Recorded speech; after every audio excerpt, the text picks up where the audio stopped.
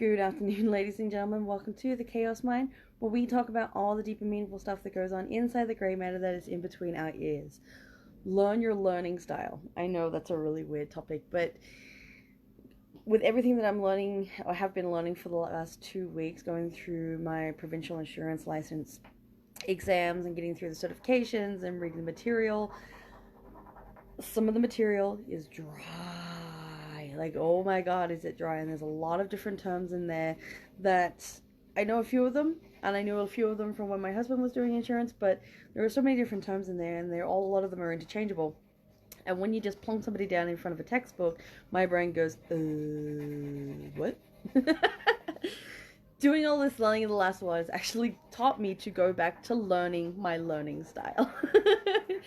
It's one of those things where you figure out the best way that you actually absorb information. Not only absorb information, but retain information as well.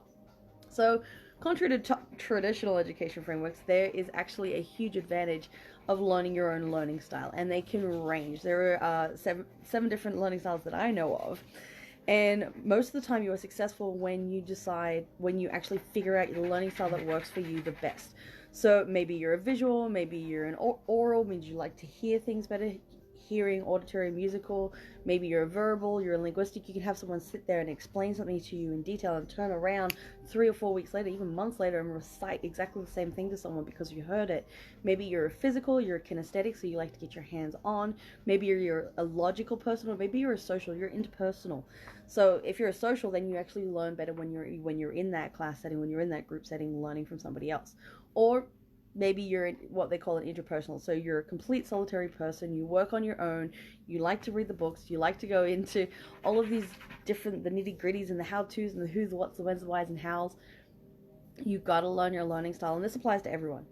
Everyone that is learning something right now, or maybe you're learning a new business, maybe you're learning going to study for school, maybe you're learning how to do maybe you're learning in art, maybe you're learning in music. There's lots of different ways that you can actually learn. So you're visual, number one. Do you need to draw things out? And I'm a visual person, okay? This has been the biggest thing that I had to relearn, is the fact that I'm a visual person. I'm a mind map person. If I am learning something about a topic, I will put the main topic in the middle of a page. I'm going to move my hands out of the way, otherwise you can't see me. I put the main thing of the topic in the middle of the page and then draw all these different bullet points off and around it because they all connect into this one part, right?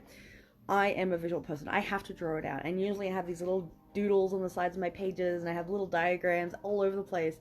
And I used to get in so much trouble when I was at school because my books were messy. It wasn't just writing line after line after line after note after note after note.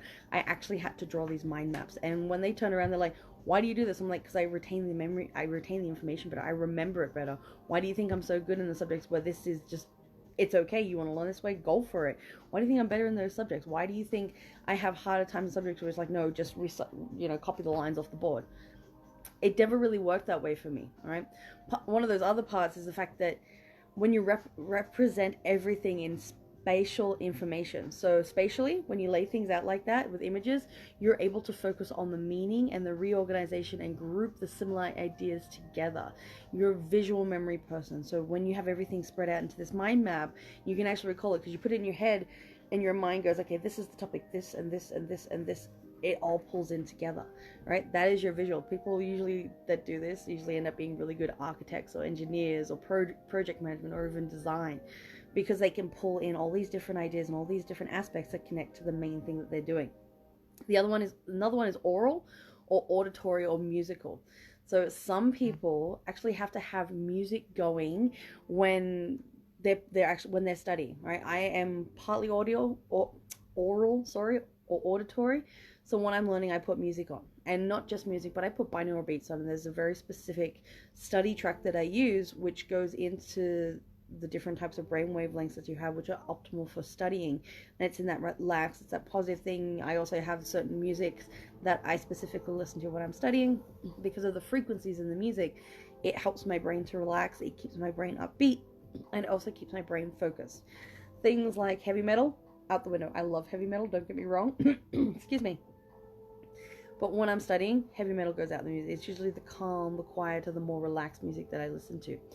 And auditory learners have this aptitude to notice the audible signals like change in tone or pitch that actually help them to learn. So when people are teaching them, if you're an oral learner or an auditory learner and you're in university, record all of your lectures and listen to them as you're reading the material or drawing out mind maps. Third one, verbal, linguistical person. People that love words and love writing. So when you're a verbal learner, you like to use mnemonics, right? Scripting, role-playing, acting out that involves both speaking and writing, actually acting it out. Drama, you go out and you do you do all these different plays. So you get people in, you do role plays, you say, okay, you're going to play this person, I'm going to play this person, and you're going to ask me these questions and I'm going to answer them from memory about all the different things that I'm learning about, and you're going to be like, oh, okay, yes, or oh, okay, no, right? These are the things that really help people when they're verbal and linguistic people. Most people that do this end up in public speaking, they end up in writing, administration, journalism, and politics, of all things. The fourth one is physical, which we talked about. It's also called kinesthetic. You're a hands-on person. You like to learn with your hands. You like to do things with your hands. If you're going to go into a field that's insurance or finance or something like that where there's not a lot of hands-on, it's probably not the best for you because you're going to lose interest. All right? It's not something that's going to give you joy when you're actually doing or even learning about. So those are the ones that you kind of want to do. People that are kinesthetic are artists, they're builders, they're painters, they're physical education teachers, they're emergency services, they're into entertainment. They're people that actually like to have hands-on, and they learn as they're doing their hands-on as well. As you're going through your career, and even as you're going through your learning, you're always hands-on. Fifth one, logical, mathematics. I have a brain for mathematics. Mathematics was never hard for me, right? I'm in grade 6, I was doing year 12 mathematics. It's not a hard thing. And if you're in Excel numbers, you do really complex calculations really, really well. Right? Yes, I know I put that algebra post up because it has been 13 years since I have done algebra, and they decided to throw algebra at me when we were focusing on all these basic equations and yep, I know where this comes from and this, and then they decided to throw algebra in the mix. It's been 13 years since I did algebra. My brain went, okay, I need to go do a crash course on algebra over here, which I did, and then going back and looking at those complex equations, now it's simple. Now that I've refreshed that memory, it's good, and it just took a little bit, all right? If you're a mathematics person, you're a scientific researcher, you're an accountant, you're a bookkeeping, or you're a computer programmer. Funnily enough, computer programming uses a lot of mathematics when they're writing code. The sixth one, which is social, is are you a people person? People often come to you and they listen and they ask for advice, right? If you're that person, you use both verbal and non-verbal so that you're so long as you are in a social setting. So you're with other people around. So you really thrive off in-person class type learning, right? You have people there that are working on and learning about the same things that you have. They usually have one part of it more down pat than you do, so you're going to be asking questions back and forth. You've got one part of it that's down more pat than they do, and it goes back and forth. It's that social interaction. It's actually the teach-learn principle that most coaches, and particularly most spiritual people, learn about as they get further and further into their journey. If you learn something and you've got it and you know it, go and teach it to somebody else, and vice versa. As you teach people, you're also going to learn new things as well, right? If you're a social person, you're a coach. You're probably in politics or human resources amongst anything, and training, right? Coaches and training and teaching. If you're a personal person, right? If you're an interpersonal person, that's where your strengths are going to take you. And then you've got people who are solitary. They're intrapersonal, right? Intrapersonal styles is where you are more private when you're doing your learning. You're independent when you're doing your learning. You're introspective, so you're able to relate what you're learning into real life scenarios, but you're also a little bit of a perfectionist. I'm a little bit of a perfectionist as well, but I don't so much. I do really well when I work on my own, but I have to remember this other learning style I have, which is I'm a visual person. I need those mind maps. If I put something down the middle, say we're talking about whole term life insurance. Let's talk about whole term life. No, I'm not going to give you everything about whole term life insurance, but as an example, that's what I'm talking about. Whole life insurance is one of the things that I'm learning. I have a mind map that has 36 different things coming off this mind map of all the different points that I've learned about as I'm reading through whole life insurance, right? You have to learn the learning style that works best for you. When you're going to go out and learn something and try something new, or even if you're going to advance the learning and the knowledge that you have on specific topics, you have to know these learning styles, right? My mom My mom was funny. She's a very hands-on person. She learns and she evolves and she adapts and she does things hands-on, physically learning as she's going. She was a midwife for like 40 something years or 30 something years. And she went into nursing school when she was like 17 or 18.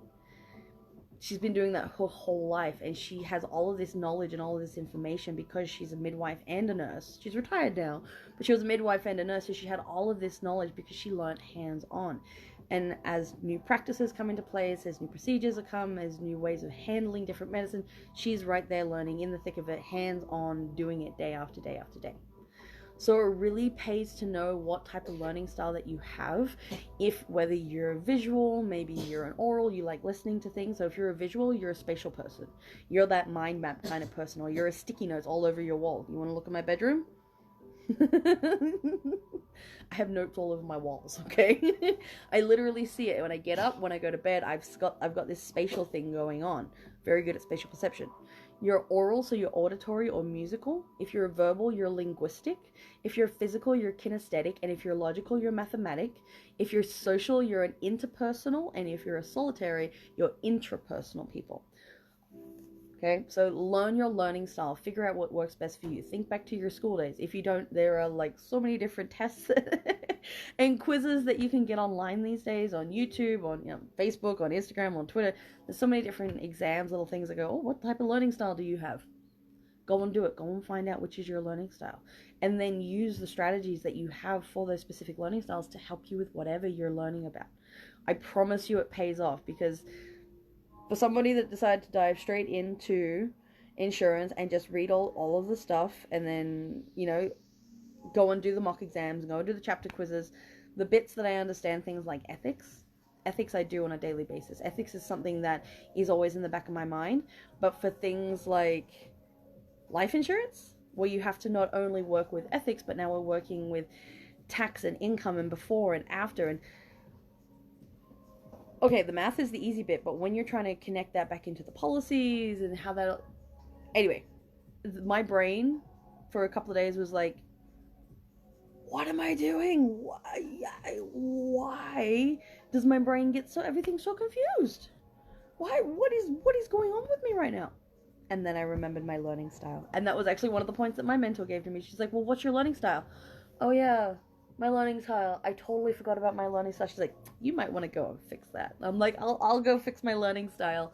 And I know there's a lot of people out there studying. You're learning new things. You're either learning new professions or you're going to school. Know your learning style.